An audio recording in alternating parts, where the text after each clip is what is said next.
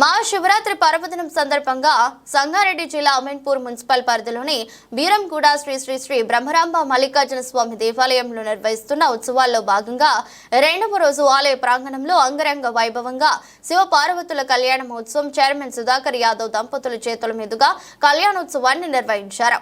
ఈ కార్యక్రమానికి వేలాది మంది భక్తుల సమక్షంలో వీరశైవ ఆగమ పండితుల మంత్రోచ్చరణల మధ్య అంగరంగ వైభవంగా కళ్యాణోత్సవాన్ని నిర్వహించారు. అనంతరం భక్తులందరికీ అన్నప్రసాద వితరణ కార్యక్రమాన్ని ఏర్పాటు చేశారు. కార్యక్రమంలో జిల్లా మహిళా కాంగ్రెస్ అధ్యక్షురాలు కాటా సుధా శ్రీనివాస్ గౌడ్, దేవాదాయ శాఖ ఈవో సిస్టర్, ప్రధాన అర్చకులు ప్రహ్లాద్, ఆలయ కమిటీ సభ్యులు, పోలీస్ శాఖ అధికారులు, స్థానిక నేతలు తదితరులు పాల్గొన్నారు.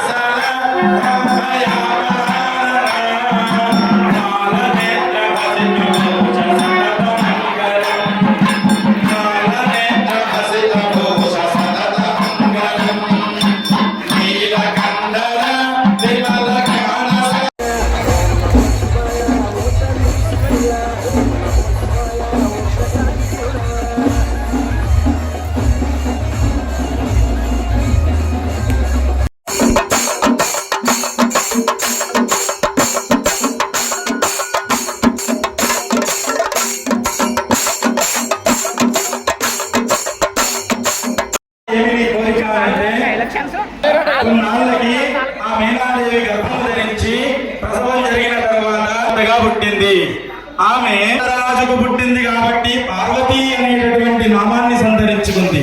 హిమవంతుడి కుమార్తె కాబట్టి హైమవతి అనేటటువంటి పేరు వచ్చింది. ఆమె ఆమెకు ఎదుగుతూ ఉన్నది. ఆ సందర్భంగా ఆమెని విద్యాభ్యాసానికి పంపించారు. గురువుల వద్ద గురువుగారు ఆ అంటే ఏంటి అంటుంది, గురువుగారు ఉప్పు అంటే రూరు అంటుంది. ఎందుకు అంటే